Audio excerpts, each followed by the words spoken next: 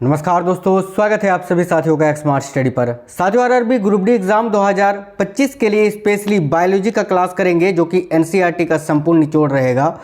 आज का ये क्लास आपको कंप्लीट देख लेना है, जिसमें बहुत ही इंपॉर्टेंट और महत्वपूर्ण क्वेश्चंस मैंने ऐड किया है जो कि आपके सिलेबस में है, जो टॉपिक अभी लेटेस्ट एनसीईआरटी में है। तो चलिए बिना देरी किए हुए क्लास को शुरू करेंगे। सभी से रिक्वेस्ट है वीडियो को लाइक करिएगा और वीडियो को अपने सभी दोस्तों के साथ जरूर शेयर करना। साथियों, आपको बता दें यूट्यूब के अलावा आप फेसबुक में भी आपकी जो है क्लासेस आने लगी हैं। तो फेसबुक पेज का जो लिंक है वो इस वीडियो के डिस्क्रिप्शन में है, उसको क्लिक करके आप फॉलो कर लेना, जिससे आपको जो है फेसबुक में भी सारी अपडेट्स और क्लासेस जो हैं आपको मिल पाएँ। ठीक है, तो चलिए शुरू करते हैं, देखते हैं क्वेश्चंस। और पहला क्वेश्चन है, मानव मूत्र की प्रकृति कैसी होती है? मानव का जो मूत्र होता है उसकी प्रकृति कैसी होती है? देखिए, मानव का जो मूत्र होता है ना, उसका पीएच मान लगभग 6.5 होता है। लगभग पीएच मान कितना होता है? तो 6.5 होता है, और 6.5 यानी 7 से कम है, तो इसकी प्रकृति जो है वो अम्लीय होती है। करेक्ट आएगा ऑप्शन नंबर ए, अम्लीय। याद रखेंगे सभी साथी। शरीर के किस भाग में पित्त का निर्माण होता है? बहुत ही इंपॉर्टेंट क्वेश्चन है, ध्यान से देखिएगा। पित्त का निर्माण कहाँ होता है, ये आपसे पूछा जा रहा है। जो बाइल जूस होता है ना, पित्त का निर्माण होता है साथियों यकृत में। और अगर आपसे पूछे पित्त कहाँ जमा होता है, कहाँ पर स्टोर होता है, तो याद रखिएगा गॉल ब्लैडर में, यानी जिसको आप बोलते हैं पित्ताशय, जिसको आप बोलते हैं पित्ताशय, गॉल ब्लैडर, यहाँ पर ये जमा होता है। और इसका निर्माण जो है वो यकृत में होता है, लीवर में होता है। मानव शरीर में उत्तकों यानी टिश्यूओं का निर्माण कहाँ होता है? बताइए, टिश्यू जो होते हैं उत्तक, इनका निर्माण मानव शरीर में कहाँ पर होता है? देखिए, विभिन्न प्रकार के कोशिकाओं में जो है ना उत्तकों का निर्माण होता है साथियों। याद रखना, करेक्ट आएगा कोशिकाओं में। तो ऑप्शन नंबर सी इस क्वेश्चन के लिए आपका करेक्ट आंसर होगा। अगला क्वेश्चन है सर्वस एलाफस। देखिए, बहुत ही इंपॉर्टेंट क्वेश्चन है, सर्वस एलाफस ये किसका साइंटिफिक यानी वैज्ञानिक नाम है? तो सर्वस एलाफस जो है ना साथियों, याद रखना, ये जो है डियर यानी हिरण का जो है ना वैज्ञानिक नाम होता है। तो करेक्ट आएगा ऑप्शन नंबर डी, हिरण का। अगला क्वेश्चन है साथियों कैप्टा हिटमस। देखिए, कैप्टा हिटमस किसका वैज्ञानिक नाम है? तो कैप्टा हिटमस बहुत ही इंपॉर्टेंट क्वेश्चन है, याद रखना, ये बकरी का वैज्ञानिक नाम है, शेर का नहीं। शेर का तो होता है पैंथरा लियो, पैंथरा लियो। देखिए, पैंथरा टिग्रिस ये टाइगर यानी बाघ का वैज्ञानिक नाम है, और पैंथरा लियो याद रखना शेर का वैज्ञानिक नाम होता है। तो ऑप्शन नंबर सी करेक्ट होगा। मासिक चक्र से संबंधित कौन सा कथन सही है? इस क्वेश्चन से आपको 3 क्वेश्चन क्लियर हो जाएंगे साथियों, बताइए। देखिए, करेक्ट आएगा ऑप्शन नंबर डी, उपयुक्त सभी सही है। आपको इन तीनों चीज़ों को याद रखना है, ये अलग अलग सिंगल क्वेश्चन भी आपसे पूछ सकता है।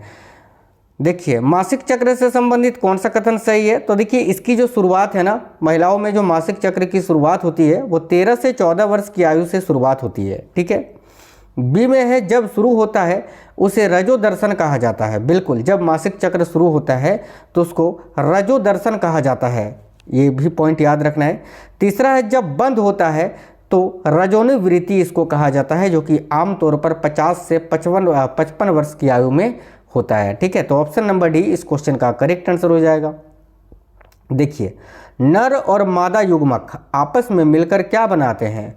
तो भाई, नर और मादा युग्मक जो हैं ये आपस में मिलकर युग्मनज बनाते हैं, जाइगोट जिसको आप बोलते हैं। करेक्ट आएगा ऑप्शन नंबर बी, युग्मनज।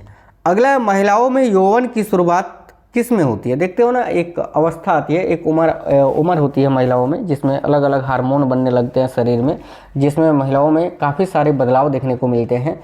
ठीक है, तो भाई महिलाओं में यौवन की शुरुआत किससे होती है ये आपको बताना है, तो उसी रजो दर्शन से ही। करेक्ट आएगा ऑप्शन नंबर सी, रजो दर्शन, जो कि आमतौर पर 13 से 14 वर्ष की उम्र में होता है। अगला क्वेश्चन है हायालू। देखिए, हायालूरोनिडेज एक लाइटिक एंजाइम है जो पाया जाता है किसमें? तो ये हायालूरोनिडेज जो है एक लाइटिक एंजाइम है, जो कि साथियों वीर्य में पाया जाता है। याद रखना, वीर्य में। ठीक है, करेक्ट आएगा ऑप्शन नंबर डी, वीर्य में। नर हार्मोन की उत्पत्ति कहाँ से होती है? काफ़ी इंपॉर्टेंट क्वेश्चन है, याद रखिए। नर हार्मोन की जो उत्पत्ति होती है ये कहाँ से होती है? तो भाई देखो करेक्ट आंसर होगा साथियों ब्रिसन से। देखिए इसके बारे में मैंने यहाँ लिखा है, ब्रिसन में नर हार्मोन की उत्पत्ति होती है, विशेष रूप से लैंडिंग कोशिकाओं द्वारा। याद रखना, अधिवृक्क ग्रंथियाँ भी कुछ मात्रा में हार्मोन का उत्पादन करती है, जिन्हें शरीर टेस्टोस्टेरोन में बदल देता है। ठीक है, मासिक धर्म यानी पीरियड के कारण योनि में रक्त किस कारण से बहता है? देखते हो ना, पीरियड्स में साथियों योनि में रक्त बहने लगता है, और इसका कारण क्या है? तो इसका कारण है माफ करना, गर्भाशय की परत टूटने से। ठीक है, गर्भाशय की जो परत होती है वो टूट जाती है, जिसके कारण ब्लीडिंग होती है। तो ऑप्शन नंबर ए करेक्ट होगा। निम्न में से कौन नेफ्रॉन का हिस्सा नहीं है? बताइए, नेफ्रॉन का हिस्सा इनमें से कौन सा नहीं है? ब्रिकिया नलिका भी है, ब्रिक कनिका भी है, बोमिन कैप्सूल तो यही है, हीलम जो है ना ये नेफ्रॉन का हिस्सा नहीं है। तो ऑप्शन नंबर सी करेक्ट होगा।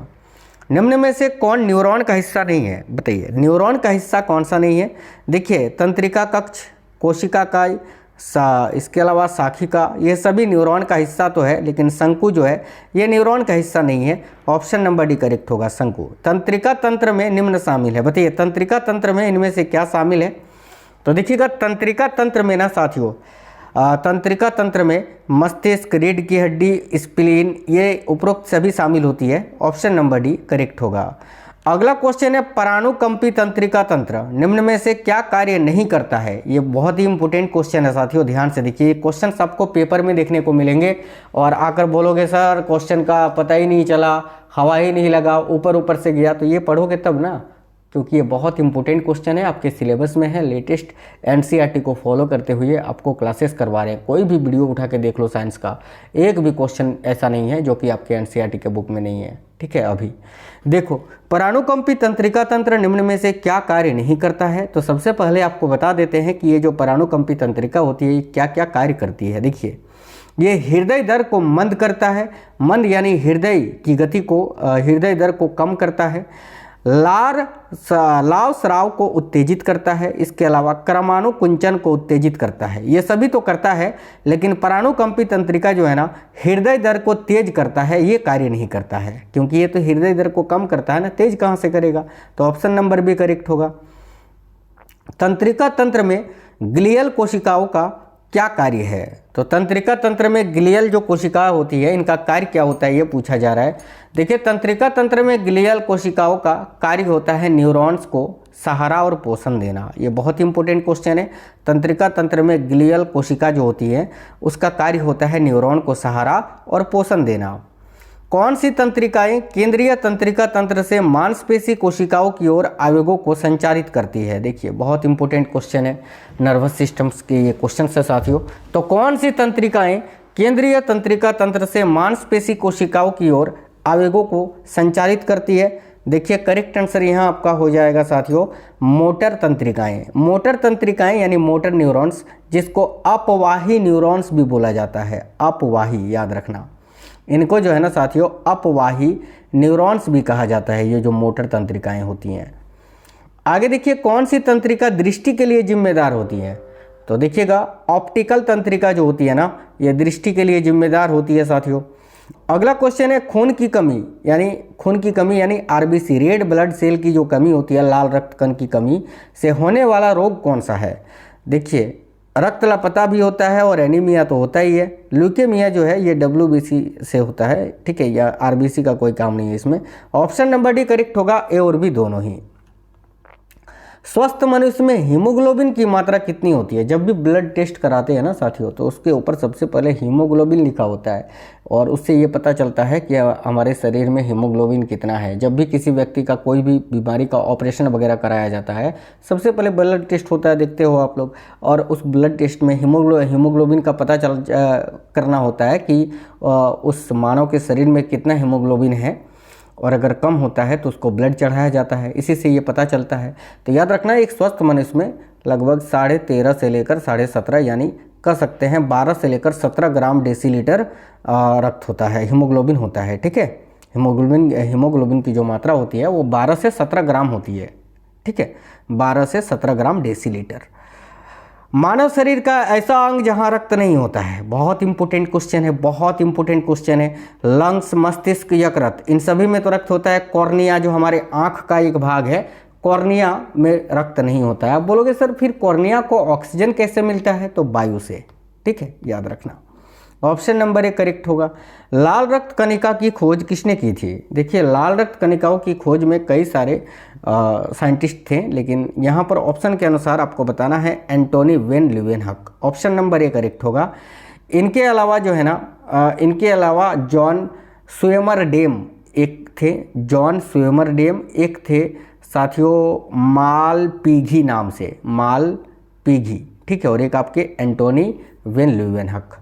ये 3 नाम आप याद रखना, जो भी आपको ऑप्शन में मिले वो आपको टिक करना है। RH फैक्टर की खोज किसने की थी? बहुत इंपॉर्टेंट है। तो RH फैक्टर की खोज की थी साथियों कार्ल लैंडस्टीनर ने। इसके बारे में आपको बता देते हैं। देखिए RH फैक्टर की खोज कार्ल लैंडस्टीनर और फिलिप लेविन ने की थी। याद रखना, कभी कभी ऑप्शन में फिलिप लेविन भी दिया हुआ होता है। कब की थी? तो 1940 में की थी, और यह खोज उन्होंने रिसस बंदरों में की थी, इसीलिए रिसस के नाम से ही RH रखा गया है। RH फैक्टर रिसस बंदरों में, ठीक है, ये भी पूछा जाता है किस प्रकार के बंदरों में, तो रिसस बंदरों में। मानव का रक्त बैंक किसे कहा जाता है? तो मानव का रक्त बैंक पूछे, मानव के रक्त का कब्रिस्तान पूछे, ये प्लीहा को कहा जाता है, ठीक है। मानव हृदय का औसत भार कितना होता है? देखिए मानव का जो हृदय होता है ना, उसका औसतन भार 300 से 350 ग्राम होता है। तो ऑप्शन नंबर डी करेक्ट होगा, 300 से 350 ग्राम। सभी प्रकार के सजीवों में क्या होता है? देखिए जो सभी प्रकार के सजीव होते हैं ना, उनमें कोशिकीय श्वसन होता है, ऑक्सी श्वसन होता है और ग्लाइकोलाइसिस होता है, यानी ये तीनों प्रक्रियाएं होती हैं। ऑप्शन नंबर डी उपयुक्त तीनों। वह श्वसनीय पदार्थ जो अधिक संख्या में एटीपी अणुओं का निर्माण करता है। एटीपी जब भी पूछे ऊर्जा की ओर भाग जाना, और ऊर्जा किससे? तो ग्लूकोज से। तो option number D correct answer होगा। क्रेब्स चक्र किसमें संपादित होता है? बहुत इंपॉर्टेंट क्वेश्चन है ये। देखिए क्रेब्स चक्र जो है ना, ये किस में संपादित होता है? तो माइटोकॉन्ड्रिया के मैट्रिक्स में। याद रखना, माइटोकॉन्ड्रिया के मैट्रिक्स में क्रेब्स चक्र संपादित होता है, ठीक है। देखिए यूकैरियोटिक कोशिकाओं के माइटोकॉन्ड्रिया के मैट्रिक्स में और प्रोकैरियोटिक कोशिकाओं के कोशिका द्रव्य में संपादित होता है क्रेब्स चक्र। याद रखना, अगर कभी भी आपसे पूछे कि प्रोकैरियोटिक कोशिकाओं में कहाँ पर क्रेब्स चक्र संपादित होता है, तो कोशिका द्रव्य में, और यूकैरियोटिक कोशिका में क्रेब्स चक्र कहाँ पर संपादित होता है? तो माइटोकॉन्ड्रिया में, क्योंकि साथियों जो प्रोकैरियोटिक कोशिका होती है उसमें माइटोकॉन्ड्रिया नहीं पाया जाता। ऑक्सी श्वसन में कितने एटीपी अणुओं का निर्माण होता है? तो नॉर्मली एवरेज 30 से 38 याद रखना आप। यहाँ पर आंसर हम करेंगे 38। Option number D. ऑक्सी श्वसन में कितने एटीपी अणुओं का निर्माण होता है? तो 38 याद रखना। पायरेविक अम्ल किसका अंतिम उत्पाद है? देखिए पायरेविक अम्ल जो है ना, ये किसका अंतिम उत्पाद है? करेक्ट आएगा साथियों ग्लाइकोलाइसिस का। ग्लाइकोलाइसिस करेक्ट आएगा, ऑप्शन नंबर बी। देखिए अवायवीय श्वसन में कितने एटीपी अणुओं का निर्माण होता है? वेरी वेरी इंपॉर्टेंट क्वेश्चन, याद रखिएगा। अवायवीय श्वसन में कितने एटीपी अणुओं का निर्माण होता है? तो 2। ऑप्शन नंबर सी। ग्लूकोज किस चक्र का प्रथम अवयव है? देखिए ग्लूकोज के बारे में पूछा जा रहा है कि ग्लूकोज किस चक्र का प्रथम अवयव है? करेक्ट आएगा ग्लाइकोलाइसिस का। नेक्स्ट है आरक्यू को ज्ञात करने का सूत्र क्या होता है? देखिए आरक्यू को ज्ञात करने का सूत्र होता है कार्बन डाइऑक्साइड बट्टे ऑक्सीजन, ठीक है। और ये जो आरक्यू है, आरक्यू आप सभी जानते हैं, इसका मतलब होता है श्वसन गुणांक, जिसको अंग्रेजी में रेस्पिरेटरी क्वेटिनेंट के नाम से जानते हैं, ठीक है। तो भाई इसमें क्या होता है? विमुक्त कार्बन डाइऑक्साइड का आयतन और प्रयुक्त ऑक्सीजन का आयतन, ठीक है। नेक्स्ट क्वेश्चन है साथियों ईएमपी ग्लाइकोलाइसिस में एटीपी अणुओं का शुद्ध लाभ कितना होता है? तो याद रखना 2। Option number C. आगे देखिएगा, अगला है मानव श्वसन तंत्र में कौन से अंग शामिल होते हैं? बताइए मानव के श्वसन तंत्र में इनमें से कौन से अंग हैं जो कि शामिल होते हैं? तो भाई नासा छिद्र ग्रसनी भी होता ही है, स्वर यंत्र भी होता है, श्वास नाली भी होता है, श्वसनी भी होता है, श्वसनिका भी होता है, यानी ऑप्शन नंबर डी उपयुक्त सभी। श्वसन यंत्र की दीवार में कितनी उपास्थियाँ यानी कार्टिलेज होती है? तो स्वर यंत्र की जो दीवार होती है उसमें 9 कार्टिलेज यानी उपास्थियाँ होती हैं। ऑप्शन नंबर डी करेक्ट होगा 9। फेफड़ों में गैसों के आदान प्रदान में किस अंग की मुख्य भूमिका होती है? तो एल्वियोली का नाम आपने सुना होगा, जिसको कूपिका बोलते हैं साथियों, कूपिका। तो फेफड़ों में गैसों के आदान प्रदान के लिए किस अंग की मुख्य भूमिका होती है? तो कूपिकाओं की यानी एल्वियोलिस की। ये बहुत ही इंपॉर्टेंट एक क्वेश्चन है। एपिग्लोटिस का कार्य क्या है बताइए। देखिए ये जो एपिग्लोटिस है ना साथियों, इसका कार्य भोजन निगलते समय कण को श्वास नली में जाने से रोकता है ये, और भोजन निगलते समय ये सांस मार्ग को बंद करता है। तो बी और सी दोनों ही करेक्ट होगा। ऑप्शन नंबर डी बहुत इंपॉर्टेंट क्वेश्चन है, याद रखना। श्वास नली की सामान्यतः लंबाई कितनी होती है? देखिए जो श्वास नली होती है ना, उसकी सामान्यतः लंबाई 10 से 12 सेंटीमीटर होती है, यानी करेक्ट आएगा ऑप्शन नंबर सी 10 से 12 सेंटीमीटर। ग्रसनी को आमाशय से जोड़ने वाले भाग का क्या नाम है? ग्रसनी को आमाशय से जोड़ने वाले भाग का नाम है ग्रास नली या श्वास नली, जो आप बोल सकते हो। ऑप्शन नंबर डी और माफ करना, ग्रसिका और ग्रास नाली, श्वास नाली नहीं होता है देखिए ग्रसिका और ग्रास नाली होता है, यानी ऑप्शन नंबर डी ए और बी दोनों। जठर ग्रंथियों का संबंध किससे है बताइए? जठर ग्रंथियों का संबंध भाई ये आमाशय में पाई जाती है, हमारे स्टोमक में। करेक्ट आएगा ऑप्शन नंबर सी आमाशय। वसा का पायसीकरण किसके द्वारा होता है? देखिए जो वसा होता है इसका पायसीकरण जो है ना वो पित्त के द्वारा होता है, याद रखना, पित्त बाइल जूस के द्वारा। शीत ऋतु में पत्तों का पीलापन किस ज़ैंथोफिल वर्णक के कारण होता है? एक क्वेश्चन ऐसा भी पूछा जाता है कि ज़ैंथोफिल पिगमेंट जो होता है, ज़ैंथोफिल वर्णक, इसका रंग कैसा होता है? ये पीला होता है, याद रखना। और शीत ऋतु में पत्तों का पीलापन किस ज़ैंथोफिल वर्णक के कारण होता है? तो एक्चुअल में अगर बात करें तो उसका उस वर्णक का नाम तो आपका ल्यूटीन है। क्या है? ल्यूटीन।